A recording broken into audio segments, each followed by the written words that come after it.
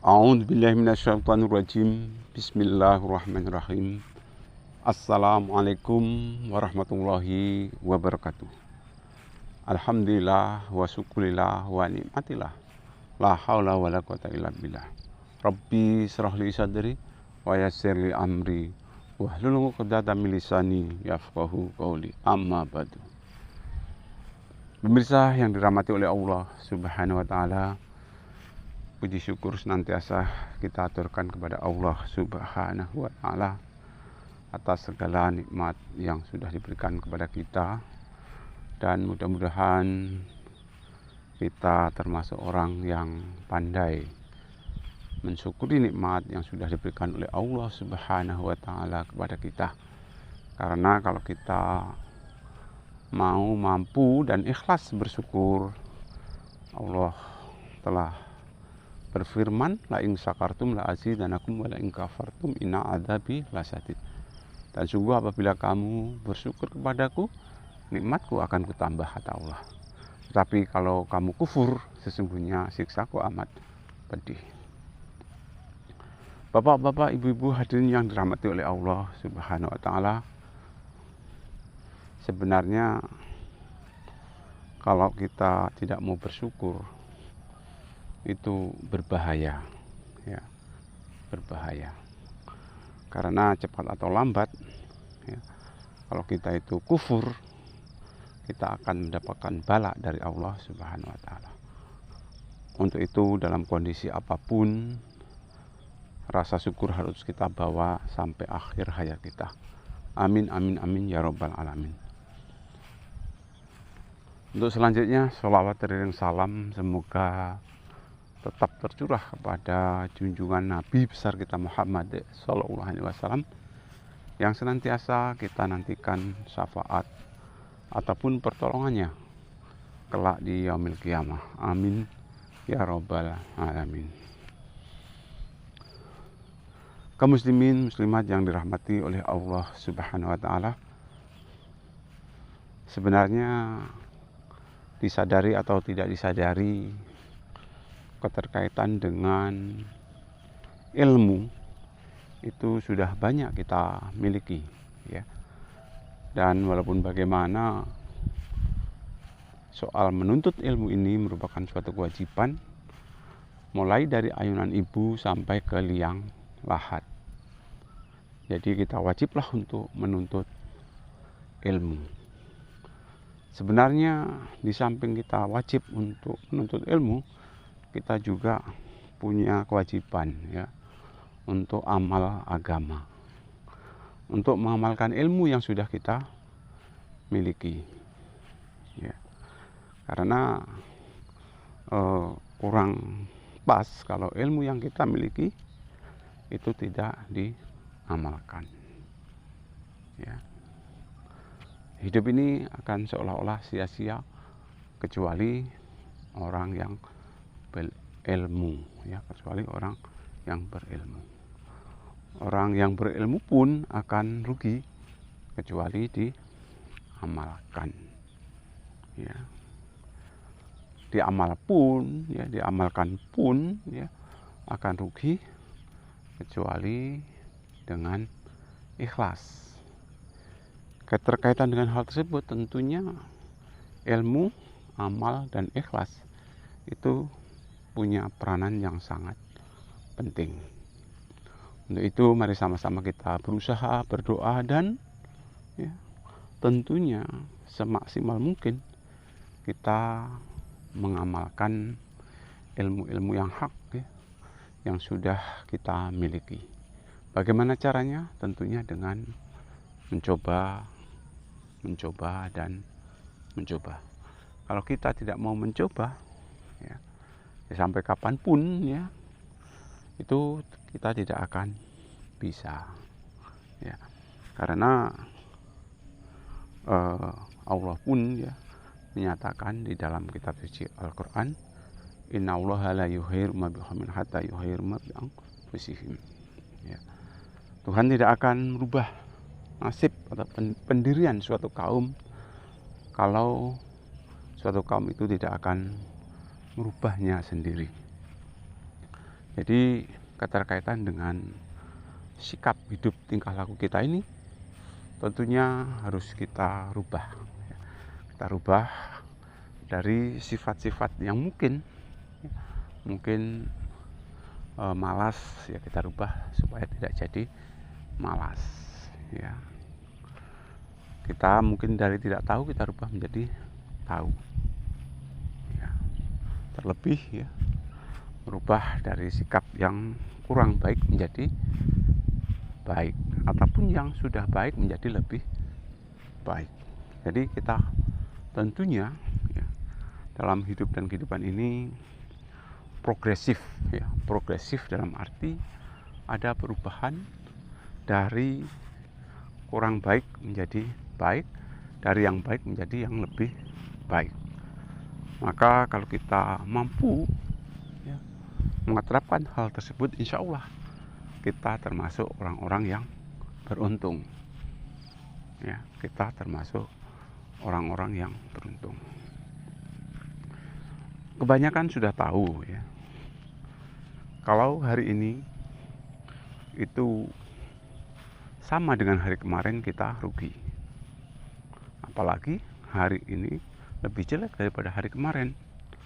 Ya, kalau dagang itu ya tekor ya, sangat rugi.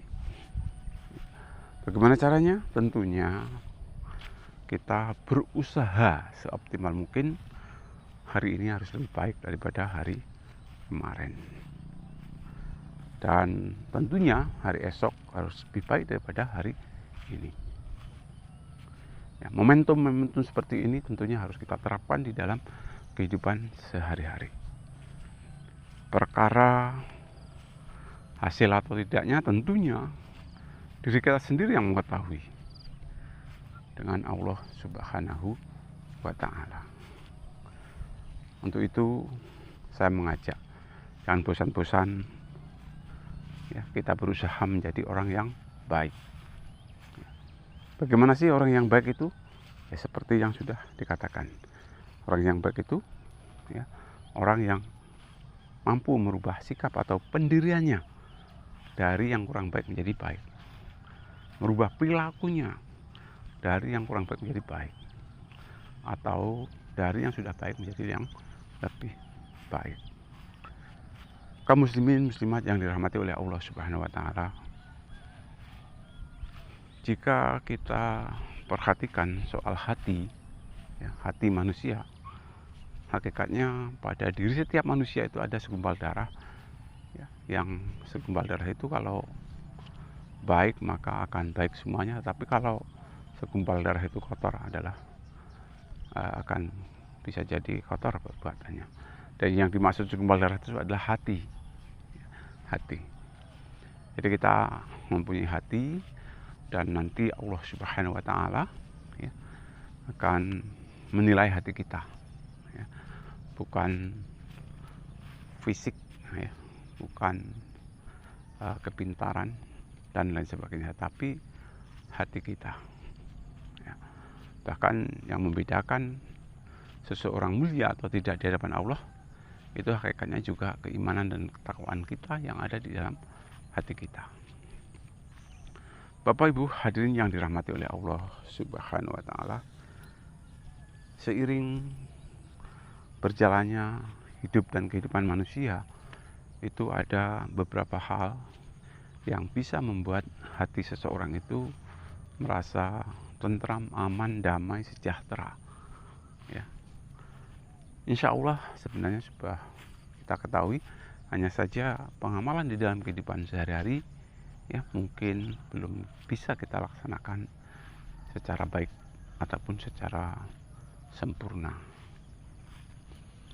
Semua sepakat bahwa obat hati itu diantaranya ya membaca Al-Quran ya, kemudian mengerti akan makna isi kandungan di dalam Al-Quran tersebut ya, karena Al-Quran merupakan bahasa Arab, jadi kita harus mengerti ya, makna yang terkandung di dalamnya ya, supaya kita lebih yakin, lebih paham lagi akan isi daripada kandungan Al-Quran tersebut.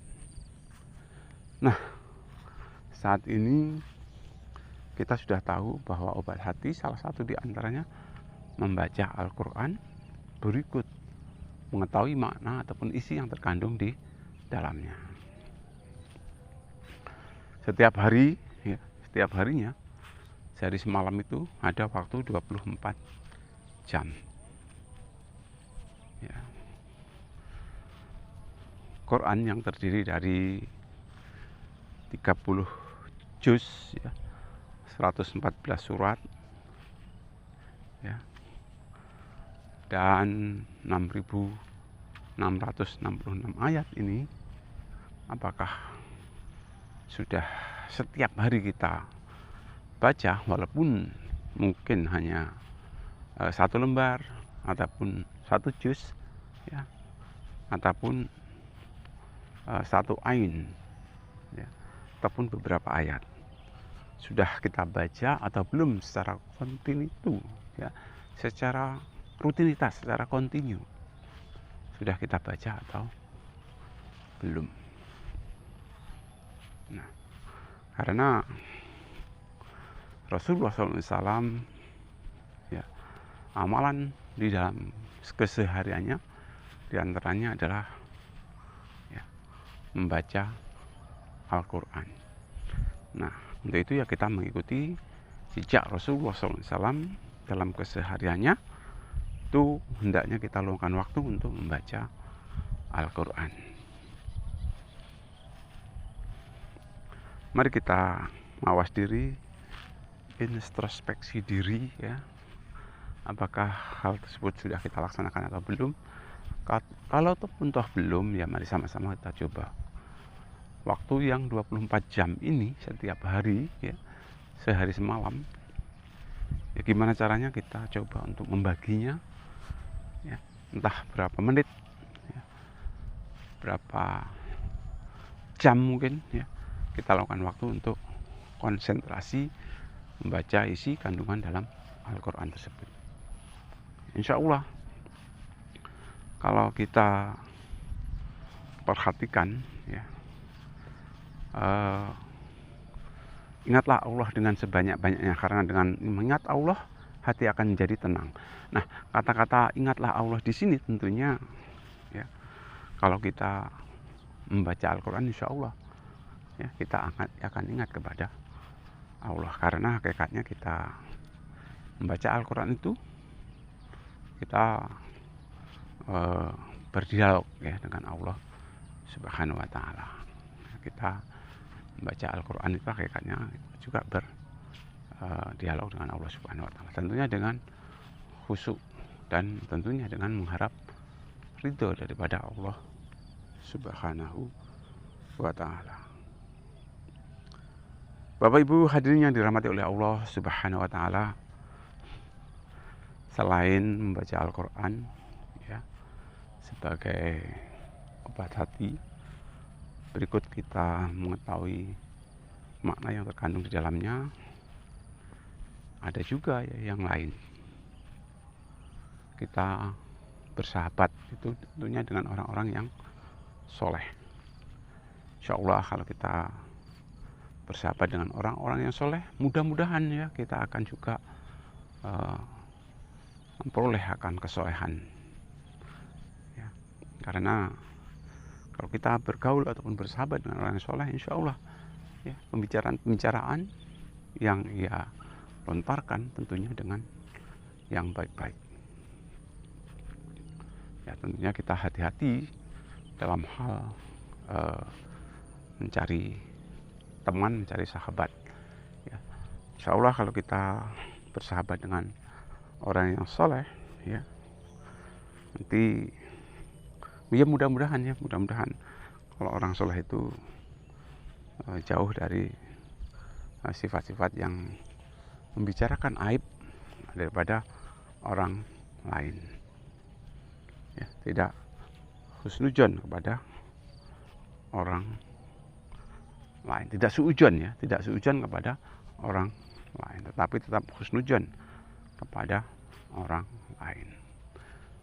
Atau dengan kata lain, selalu berprasangka baik kepada orang lain dan tidak berprasangka buruk kepada orang lain. Bapak, Ibu hadirin yang dirahmati oleh Allah Subhanahu wa taala, hati-hati dalam kita berbicara ya, karena ya, lisan kita ini ya, itu banyakkan yang bisa membuat selamat atau tidaknya manusia. Jadi selamat atau tidaknya manusia itu sangat dipengaruhi juga oleh pembicaraan ataupun oleh lisannya. Jadi hati-hati dalam kita berbicara, jangan sampai kita menyinggung perasaan orang lain. Kalaupun toh katakan kebenaran itu sekalipun pahit, ya tentunya kita berhati-hati juga dalam menyatakannya ya, dengan cara bil hikmah, dengan cara yang baik. Pemirsa yang dirahmati oleh Allah Subhanahu wa taala, selain itu juga masih ada ya yang bisa membuat hati kita tentram, tenang ya. Di antaranya selain membaca Al-Quran ya, kemudian bergaul dengan orang yang soleh, hendaknya kita juga laksanakan, yaitu sholat malam ya. Sholat malam kita laksanakan. Karena apa ya? Karena dengan sholat malam insya Allah itu lebih khusyuk ya, dibandingkan dengan sholat-sholat yang di waktu pagi, siang, sore. Sholat malam di sini yang dimaksud adalah sholat tahajud. Itu merupakan perintah daripada Allah Subhanahu wa taala ya. Allah perintahkan wa minal laili fatahajjat bihi nafilatan laka asa ayat masarbuka maqamah mahmudah. Pada malam hari hendaklah engkau laksanakan ibadah tambahan, yaitu sholat tahajud, dan mudah-mudahan Tuhan akan mengangkat derajatmu. Bapak Ibu yang dirahmati oleh Allah Subhanahu wa taala, kalau kita bulan puasa itu sering dilaksanakan sholat tarawih ya. Jadi ada yang mengatakan sholat tarawih itu ya sholat yang dilaksanakan selepas sholat isya. Nah, dilaksanakan sholat tarawih ini bisa jadi ya sampai menjelang fajar, bisa jadi ya. Ya, bukan terus jam sekian waktu sholat isya kemudian langsung 1 menit 2 menit ataupun berapa jam selesai, bukan begitu, tetapi bisa jadi ya dilaksanakan jam-jam berapa saja bisa. Maksudnya di waktu malam setelah kita habis sholat isya ya. Nah, secara umum memang dilaksanakan selepas habis isya itu ya, kemudian kurang lebih jam 9 selesai, secara umum begitu. Tapi orang-orang tertentu bisa sampai tengah malam, jam 12 masih amalkan sholat, yaitu sholat tarawih, gak apa-apa. Nah, sholat malam yang dimaksud di sini sholat tahajud. Mari kita sama-sama ya biasakan ibadah sholat tahajud ya. Kita biasakan, insya Allah dengan mengistiqomahkan sholat tahajud ya, insya Allah ya, itu juga merupakan salah satu yang membuat hati kita menjadi tenang ya. Kita amalkan, kita coba ya, kita coba ya. Pertama, kedua, ketiga, keempat mungkin rasa ikhlasnya belum ada ya, tapi kalau sudah menjadi kebiasaan insya Allah ya, lama kelamaan ya, sholat kita ini betul-betul hanya mengharap ridho daripada Allah Subhanahu wa ta'ala.